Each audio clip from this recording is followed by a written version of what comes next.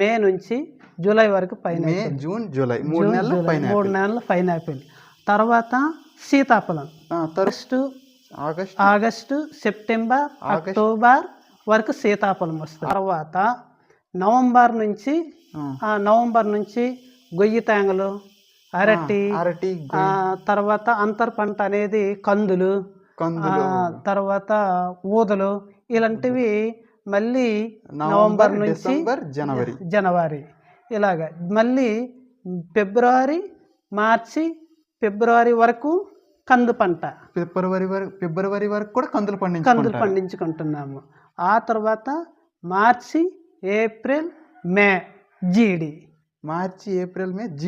జీడి తోట. ఇలాగా అంతర్ పంటలు అంటే సీజన్కి ఇలాగా పంటలు పండిస్తూ ఉంటాం.